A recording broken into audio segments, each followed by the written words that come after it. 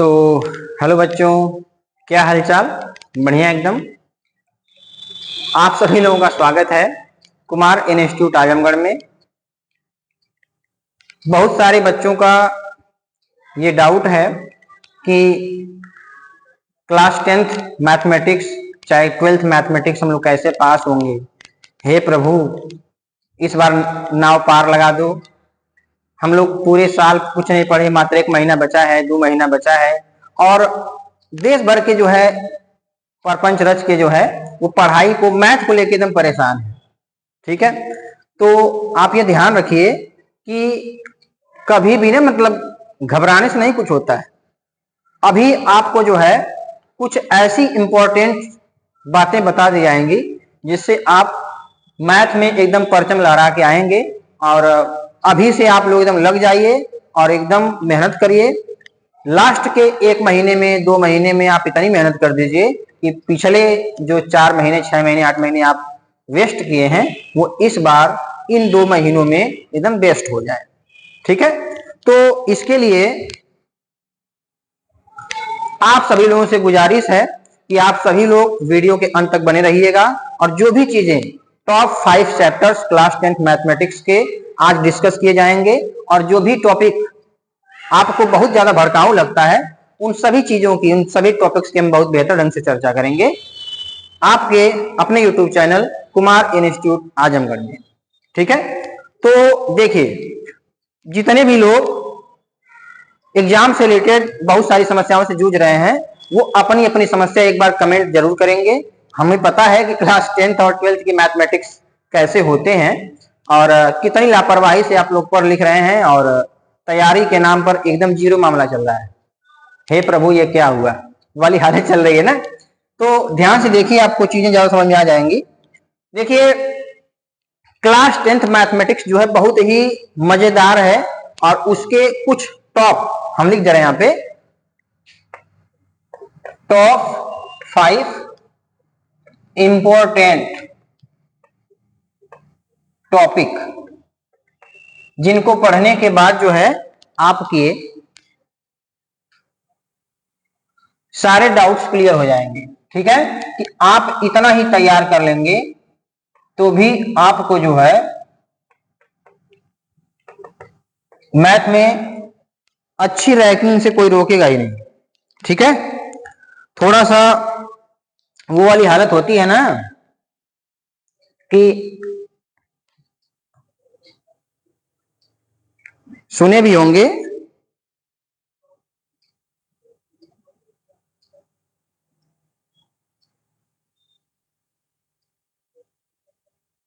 जब जागो तभी सवेरा।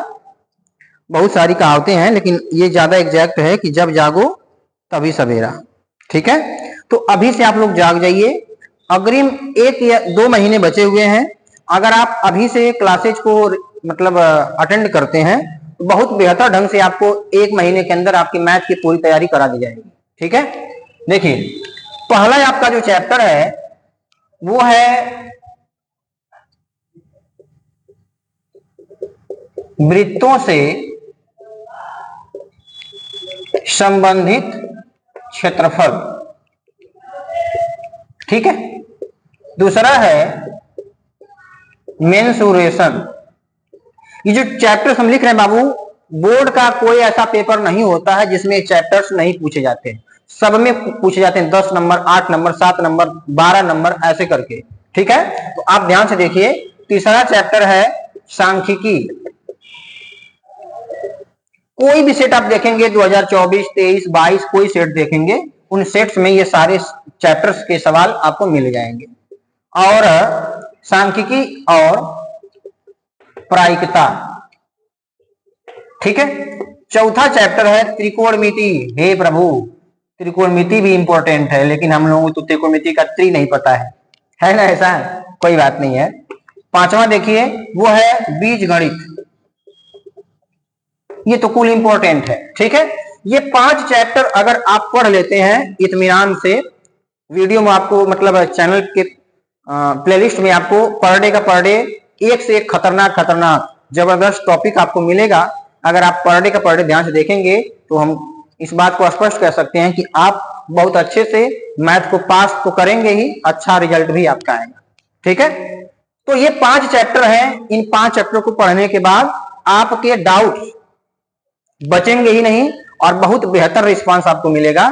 ठीक है, वृत्तों से संबंधित क्षेत्रफल, इसका बेसिक पढ़ने के लिए आपको वृत्त पढ़ना पड़ेगा। बेसिक के लिए मेंसुरेशन, मेंसुरेशन मतलब समझ रहे हैं, शंकु, इसमें जो है इसके बारे में पढ़ेंगे तो आप वृत्त के बारे में पढ़ेंगे। इसमें पढ़ेंगे तो शंकु, गोला, घन, घनाभ और बेलन, इन सब का क्षेत्रफल, आयतन, सारी चीजें आप पढ़ेंगे। ठीक है, आपको वीडियोज मिल जाएंगे। सांख्यिकी और प्रायिकता के जो है इसमें जो है माध्य, माध्यिका, बहुलक, ठीक है, ये सारे टॉपिक्स आपको मिलेंगे। 3 टॉपिक मेन रूप से हैं। प्रायिकता में तो बहुत सिंपल सा एक प्रश्नावली पढ़ना, आपको बहुत खतरनाक तरीके से बता देंगे उसको। ठीक है, त्रिकोणमिति में आपको 3 प्रश्नावली पढ़नी है और 1 प्रश्नावली अनुप्रयोग पढ़नी है, जो कि पॉपुलर बहुत है। बीजगणित में आपको 4 चैप्टर मेन रूप से पढ़ने हैं, बहुपद, समीकरण और द्विघात समीकरण। और इसी में ऐड कर लेते हैं ना, जैसे कि ज्यामिति भी है, ज्यामिति जो त्रिभुज में आती है, त्रिभुज। ठीक है, तो मेन रूप से आप जो है इन चैप्टर्स को 11, 12, 13, 14, 15 उधर उतना पढ़ लीजिए, 8वां चैप्टर पढ़ लीजिए, 9वें में कुछ रिवाइज कर लीजिए।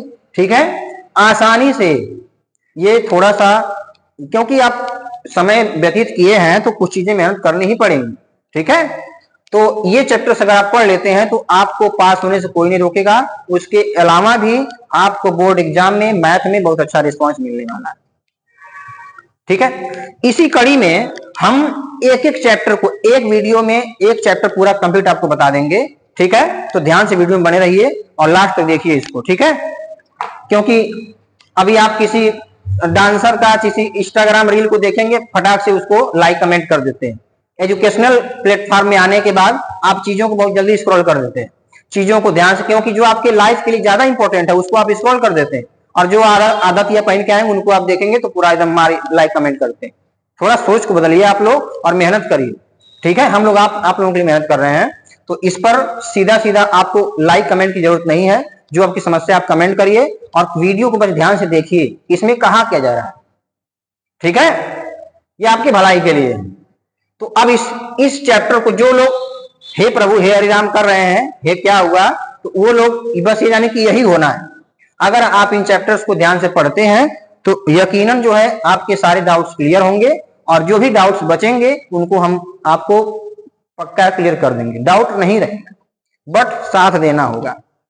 चीजों को पढ़िए, समझिए, क्योंकि अग्रिम आप पिछले कितने समय बर्बाद किए उतने मतलब नहीं है, वर्तमान आप कितना अच्छा करेंगे इस बात पर ध्यान रखिएगा।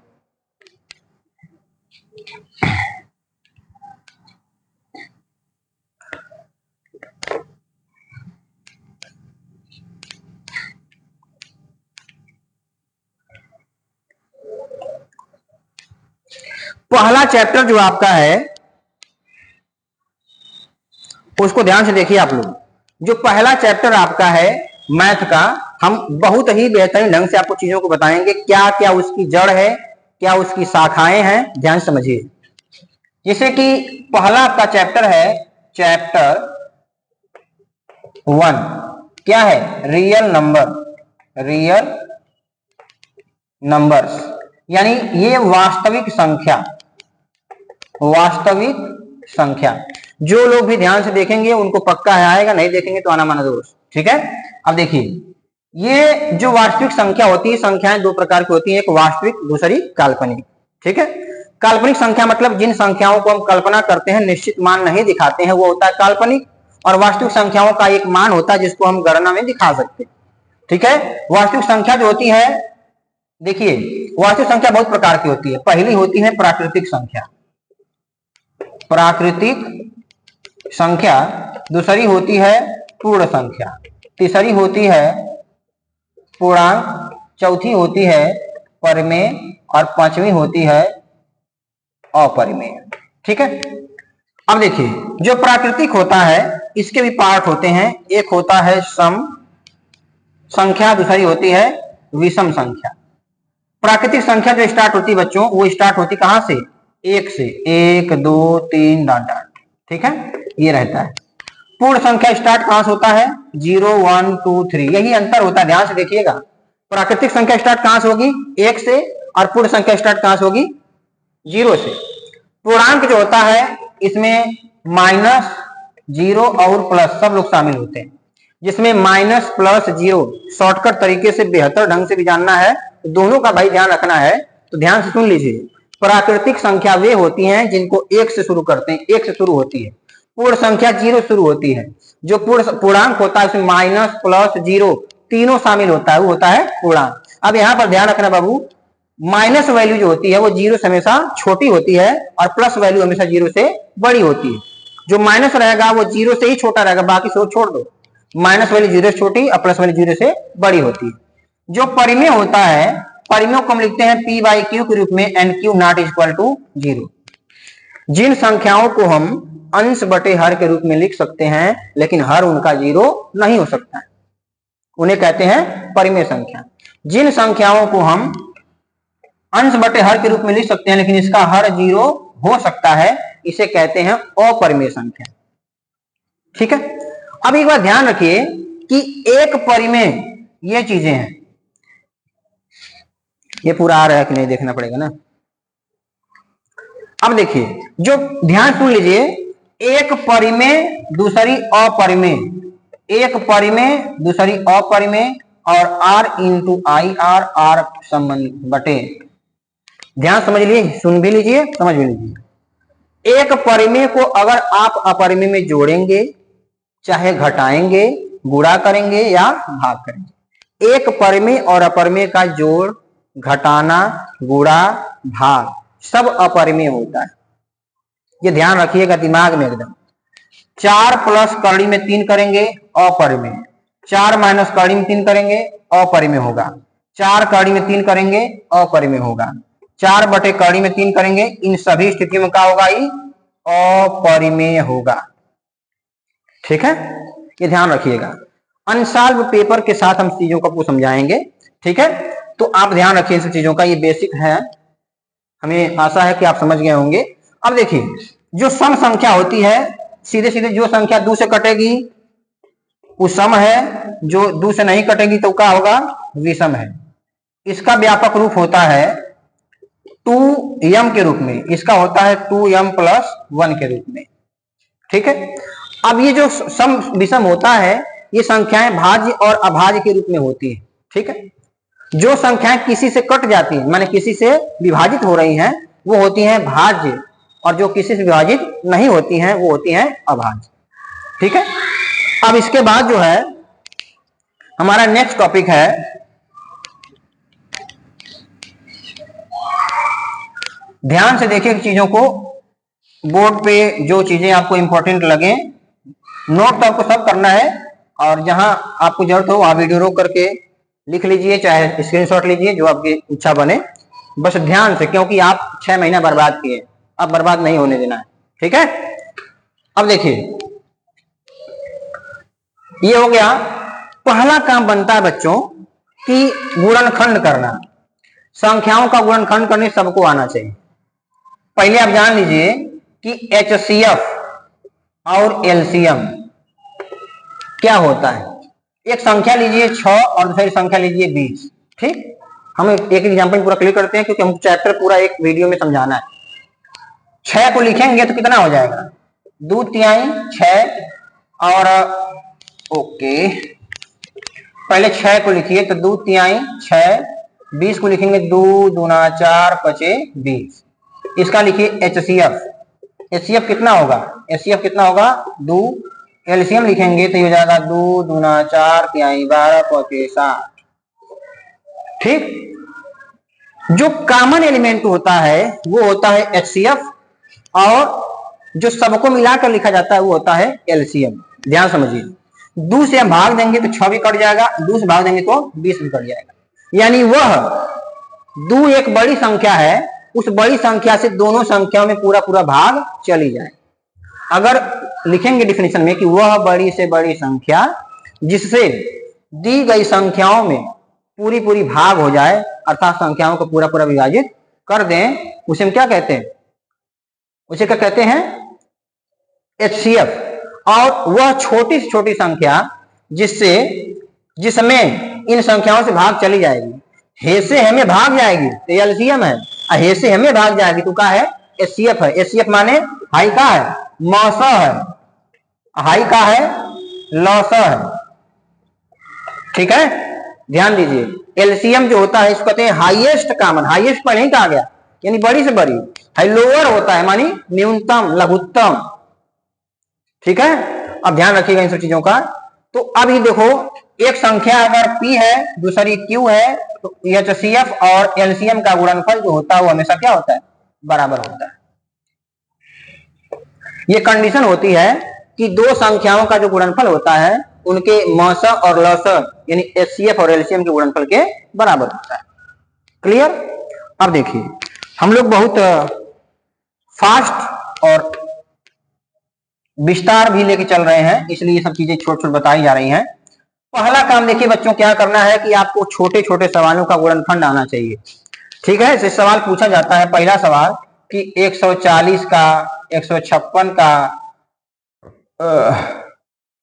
कर लेते हैं मान लो कि 225 का, 306 का गुणनखंड कीजिए। ये सब आपके अंसाल में सवाल है, गुणनखंड कीजिए। ठीक है, ये छोटा सा सवाल है। तो क्या करना है हमें, जो है गुणनखंड करने का रूल पहले समझ लीजिए। पहले 2 से, 3 से, 5 से जिस संख्या के इकाई का अंक, इकाई माने पहली वाली संख्या 0, 2, 4, 6 या 8 रहेगा, जिस संख्या का इकाई जो होगा 0, 2, 4, 6 या 8 होगा, वो जो संख्या होगी किससे कट जाएगी? 2 से। अगर संख्याओं का योग 3 से विभाज्य है, क्लियर कर लीजिए। संख्या वाले 4 अंक की दी है, चारों अंकों को जोड़ देंगे, जैसे लिख दिया गया 5, 1, 2। अब देखते हैं कटता कि नहीं। 2, 1, 3 और 5, 8 हो गया। 3 के पहाड़ी में 8 नहीं आता है, तो ये जो है 3 से नहीं कटेगा। लेकिन अगर इसी जगह लिख दिया जाए जैसे 243, ठीक है, 4 देखो 3 और 4 7, 2 9, 3 के पहाड़ी में 9 आता है, ये 3 से कट जाएगा। बस हो जाए।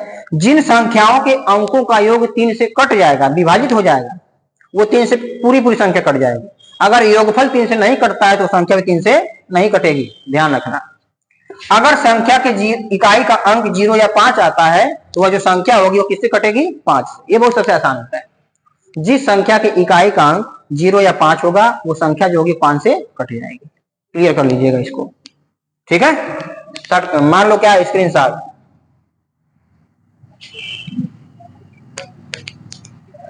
अब हमारे पास नन्हे मुन्ने सवाल हैं, अंसाल में सब सवाल दिए हुए हैं, हम किताब से आपको नहीं बता रहे हैं।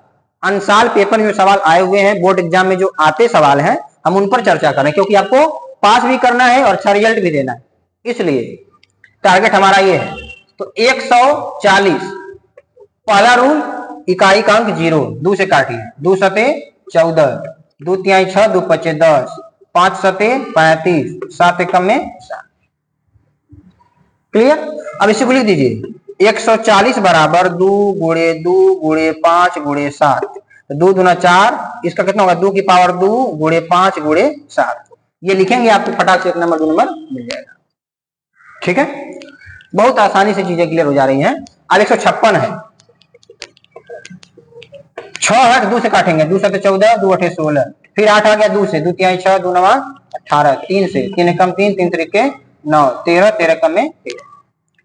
संख्या होगा 156 बराबर 2 दूना 4 गुणे 3 गुणे 13। देखिए कितना हो जाएगा ये? 2 का स्क्वायर गुणे 3 गुणे 13। ठीक है, ध्यान से देख लीजिए, आपको ऐसे गुणनखंड करना है, जो संख्याएं बच रही हैं उनका गुणन आप कर लीजिएगा। Factor is your responsibility. ठीक है, 2 हम लिख दिए हैं, कैसे करना आपको बता दिए। ठीक है, अब बाकी जो बच रहा है कर लीजिएगा। नेक्स्ट, इत्मीनान से वीडियो में चीजें बताई जा रही हैं, तो आप सवाल को देखिए, वीडियो को रोक दीजिए, समझिए, तब लगाइए। ठीक है? हाँ,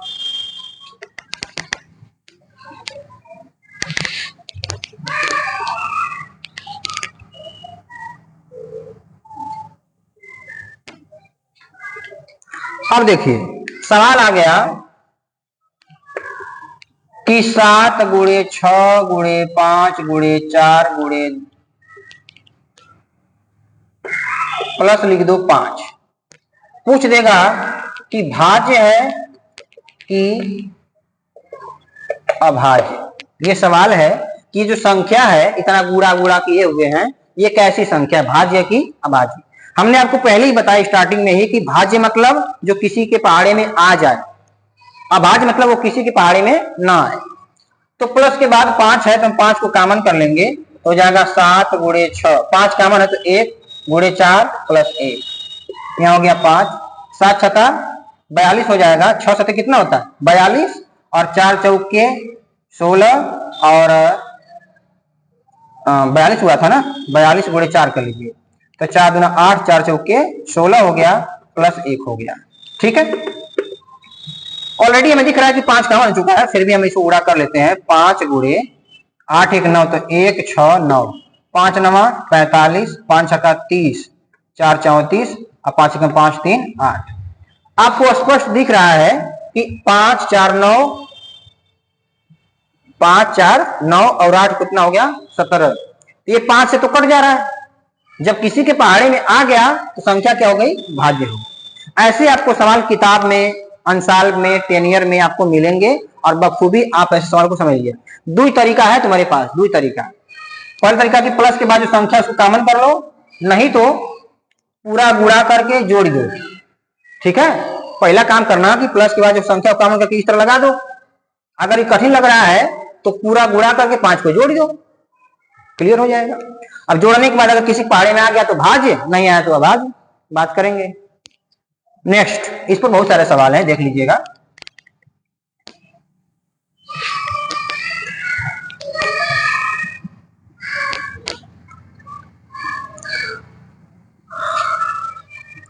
अब जो है क्वेश्चन नंबर 2 है कि लिखेगा कि 18 और 117 के HCF को 18m-17 के रूप में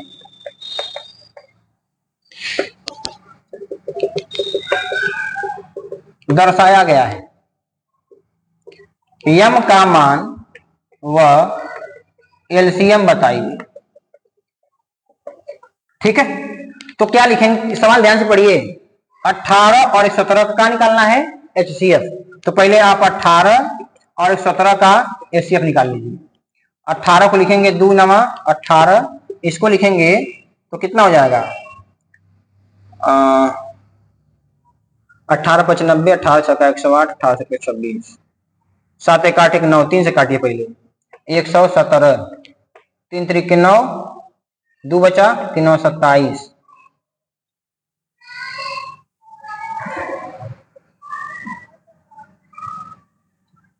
फिर 3 से तो हो जाएगा 3 एकम 3, 3 त्रिके 9। ठीक है, तो कितना हो गया 3 गुणे 3 गुणे 13, 13 9 17 होता है। अब देखिए हम इसमें जब कॉमन करेंगे, चाहे इसको हम कितना लिखेंगे 2 3 6 त्रिके 18। HCF निकालिए पहले, 3 3 कॉमन क्या मिल गया, ये पूरी वैल्यू कॉमन, तो 3 गुणे 3 कितना हो गया 9। तो लिखिए यहाँ पे फार्मूला क्या आपको बताया गया है, P इंटू क्यू बराबर HCF इंटू LCM। संख्या हमारी है 18 और ये है 117। ठीक है, और LCF कितना इसका आया है 9, और LCM हमको ज्ञात करना है। LCM ऐसे निकाल सकते हैं, लेकिन 9 दूना 18, बचा कितना 2, तो 2 7 14, 2 1 2 1 3 2, ये हो जाएगा इसका LCM। ठीक है, LCM निकल गया। अब लिखेंगे कि 18m माइनस 117 भाग कितना दिया है, LCM कितना हो गया 9, तो 18m बराबर 9 प्लस 117, 9 प्लस 117, तो m की वैल्यू हो जाएगी 18 9 7 16, 126, बटे 18, 18 सते 126।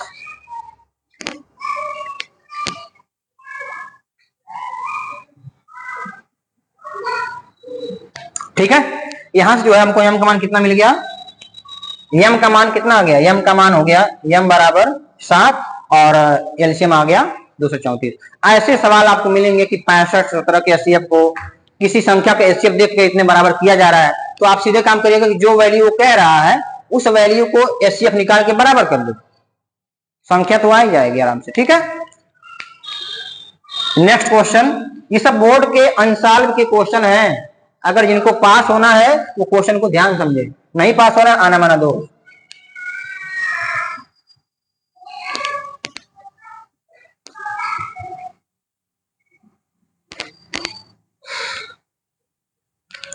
तीसरा क्वेश्चन जिसका नाम है पेड़ विधि, जिसे लिखा गया, अगर हम 15 लिख रहे हैं, ठीक, 15 को लिख दिए, 3 पचे 15, माने यह जो संख्या होगी इसकी जो दो शाखाएं होंगी इन दोनों का क्या होगा, वो गुणनफल होगा। तो अब जैसे इस तरह सवाल हमारे पास आएगा, लिखा है कि x 5, यहां हो गया y, और y की वैल्यू है 2 और ये है 3। ठीक, ऐसा सवाल आ गया, कहेगा कि x और y का मान बताइए, x और y का मान बताइए। तो देखिए क्या हो जाएगा, पहले हम यहां शुरू करेंगे, तो x बराबर कितना होगा 5 गुणे y, और y का मान होगा 2/3 6, तो लिखेंगे y बराबर 2/3 6, यानी y का मान 6। तो लिखो x बराबर 5 गुणे y, और y का मान कितना निकालें 6, तो जाएगा 5 गुणे 6, 5 छका 30। ध्यान समझ लो, जहां से दूठ मूड़ी मतलब शाखा निकली हुई है वो उन शाखाओं का गुणनफल होगा यह वाली संख्या, फिर यहां से दूठ शाखा निकली है तो इन दोनों का गुणनफल होगा यह वाली संख्या।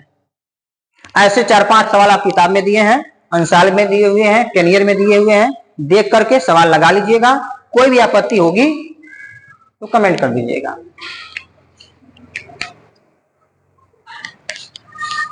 एक प्रश्नावली और बच्चे उसको बता दे रहे हैं,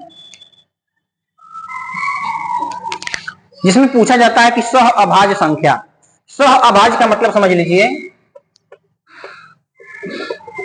सह अभाज्य संख्या जब दो संख्याओं का कॉमन केवल एक मिले, कॉमन क्या मिले 1, जैसे हम लीजिए कि 18, 25, इनमें कुछ कॉमन नहीं है तो एक होगा ना, जब एक कॉमन होगा तो इसे कहेंगे सह अभाज्य संख्याओं का युग्म। ठीक है, ये सब सीरीज अवतार जो भी आप समझिए उन सबके सवाल है।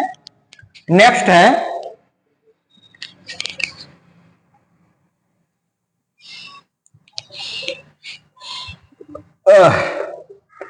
सिद्ध कीजिए कड़ी में 3 एक अपरिमेय संख्या है। क्या सिद्ध करना है, अपरिमेय संख्याओं का योगफल आएगा, उसका अलग रूल है, सिंगल का अलग रूल है, ठीक है, गुणन का अलग रूल है। इसको मानेंगे कड़ी में 3 जो है एक परिमेय संख्या है, ठीक है, और जब मानेंगे तो लिखेंगे तथा a और b जो है वो पूर्णांक है, ये हमारे पास √3 की वैल्यू हो जाएगी a/b। ठीक है, यहां से क्रॉस मल्टीप्लाई करेंगे तो a की वैल्यू √3b, इसका वर्ग करेंगे, वर्ग इसलिए करेंगे क्योंकि हम परिमेय माने, वर्ग करने पर हो जाएगा a² = 3b²। ठीक है, अब यहां से क्या हो जाएगा कि चूंकि a² जो है वो 3 से विभाज्य है, कब, जब a की वैल्यू 3c हो। ध्यान से देखिए, अगर हम a का मान रखें, अगर a का मान 3c रखें, 3 से 3 कट जाएगा, इसलिए हम a को क्या लिख रहे हैं 3 से विभाज्य लिखेंगे, इसलिए समीकरण 1 से a की वैल्यू रखें यहाँ पे 3c का स्क्वायर बराबर 3b², तो जाएगा 9c² बराबर 3b², यहां से ये कट जाएगा तो 3c² की वैल्यू हो जाएगी b², इसलिए b² भी 3 से विभाज्य है। ठीक है, अब ध्यान से देखिए, ए स्क्वायर भी 3 से विभाज्य हो गया, बी स्क्वायर भी 3 से विभाज्य हो गया। इसका मतलब क्या है कि ए और बी का एक उभयनिष्ठ गुणनखंड क्या है? 3 है। इसलिए ए और बी जो है सहअभाज्य नहीं है। ये क्या है? सहअभाज्य नहीं है। इसलिए कड़ी में 3 जो है वह परिमेय संख्या नहीं है। ठीक है, ऐसे आपको लिखना है। इसको आप बढ़ा चढ़ा कर लिख सकते हैं, विरोधाभास का स्टेटमेंट। ठीक है, आप ध्यान समझ लीजिए क्योंकि ये टॉपिक ज्यादा इंपॉर्टेंट है। जब कहेगा कि संख्याओं को अपरिमेय सिद्ध कीजिए तो आप क्या मानेंगे? परिमेय के रूप में मानेंगे और परिमेय मान करके ए और बी पूर्णांक मान लेंगे। ये लाइन सभी सवालों के लिए कॉमन होती है। आप मान लिए, मानने के बाद जो है क्रॉस मल्टीप्लाई करिए, उसके बाद वर्क करिए, वर्क करके दिखाइए कि ए और बी का जो है वो सहअभाज्य है या नहीं है। अगर सहअभाज्य हो जाएंगी तो परिमेय हो जाएंगे, सहअभाज्य नहीं है तो अपरिमेय हो जाएंगे। ठीक है, इस तरीके से आप प्रूव कर लेंगे। नोट डाउन कर लीजिए, चाहे स्क्रीनशॉट ले लीजिए, जो आप कर सकते हैं।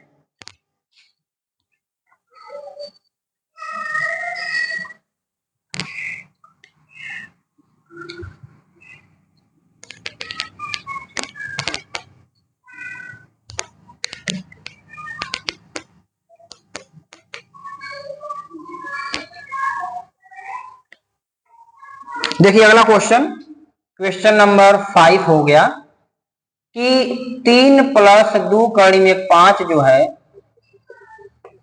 एक परिमेय संख्या नहीं है। ये हमको सिद्ध करना है। मान लेंगे कि कड़ी में 5 जो है एक परिमेय संख्या है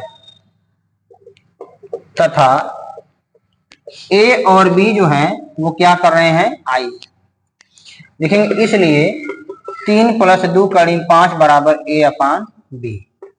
कोई भी लाइन रहेगी, जिसे कोई सवाल रहेगा रूट अपरिमेय का, आप ये लाइन सब में चिपकाएंगे, वो आपके लिए कॉमन लाइन है। ठीक है, अब हमें यहां करना क्या? स्क्वायर नहीं करना है।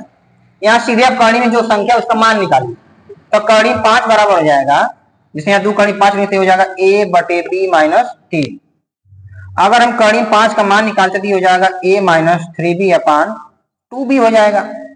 अब यहां से देख रहे हैं कि यहां लिखेंगे क्या कि a और b क्या है? पूर्णांक है।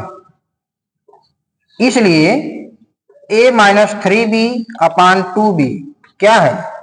परिमेय है। लेकिन परंतु कड़ी में 5 लिखेंगे नहीं, लिखेंगे इसलिए कड़ी में 5 भी क्या है? परिमेय है। हम देख रहे हैं कि अगर हाई वाली वैल्यू इसके बराबर है तो हाई अगर परिमेय होता तो ये परिमेय होगा। लेकिन लिखेंगे यहां परंतु कड़ी में 5 जो है वह कैसी संख्या है? अपरिमेय संख्या है। अब जब कड़ी 5 एक अपरिमेय संख्या, तो हमने शुरू में ही बताया है कि अपरिमेय को जब परिमेय में जोड़ेंगे तो जोड़, घटाना, गुणा, भाग सब अपरिमेय होता है। लिखेंगे इसलिए 3 + 2 कड़ी में 5 भी एक अपरिमेय संख्या है।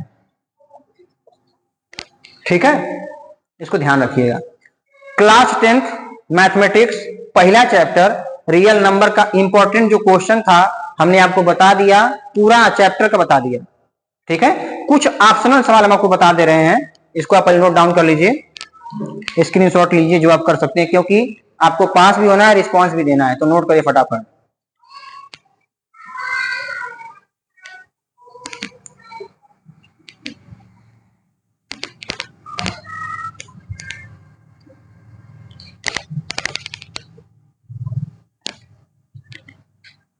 देखिए अगर वो कहेगा कि सम संख्या का व्यापक रूप, सम संख्या का व्यापक रूप ये होगा 2m 2q 2p किस रूप में रहेगा? 2 मतलब 2 के साथ रहना चाहिए। अगर वो विषम कहता है तो विषम का होगा 2m + 1। ठीक है, सबसे छोटी अभाज्य संख्या वो होती है 2। ठीक है। क्रमागत संख्या, क्रमागत संख्या जो होती है वो जैसे 1 के बाद 2, 2 के बाद 3, 3 के बाद 4, तो ऐसे होता है 1 2 3 4, 4 2 4 6 डॉट करके। ठीक है। इसके बाद ये हो गया सम विषम अभाज्य संख्या क्रमागत। सवाल पूछा जाएगा कि 6 1 प्लस 5 के ठीक बाद वाली संख्या, बाद वाली संख्या। ठीक है। तो 6 1 प्लस 5 है, 5 के बाद क्या आता है 6 आता है, तो 5 के बाद 6, तो ऑप्शन हमारा क्या होगा 6 1 प्लस 6। ये पर ध्यान नहीं देंगे, यहां ध्यान देंगे कि 5 के बाद क्या आएगा 6 आएगा। ठीक है। पहला चैप्टर के जो मोस्ट इंपॉर्टेंट क्वेश्चंस थे, जो टॉपिक था, जो ऑप्शनल था, वो सब कुछ आपको बताया जा चुका है। पर डे आपको एक वीडियो मिलेगा, एक चैप्टर का मिलेगा जो हमने आपको इंपॉर्टेंट बताया हुआ है। उस इंपॉर्टेंट चैप्टर के आपको वीडियो मिलेंगे, आप उसको ध्यान से समझिए, पढ़िए, नोट करिए और जो भी डाउट्स होते हैं वो कमेंट करिए। एक बार फिर से आपका स्वागत है कुमार इंस्टीट्यूट आजमगढ़ में। जितना हो सकता है इसको आप समझेंगे, अपने दोस्तों को समझाएंगे यानी शेयर करेंगे समझने के आधार पर, तो आपको चीजें ज्यादा समझ में आएंगी और उनको भी समझ में आएंगी। मिलते हैं नेक्स्ट चैप्टर में, तब तक आप पहला चैप्टर पूरा क्लियर कर लीजिए, जो डाउट बचता है कमेंट कर दीजिए। ठीक है।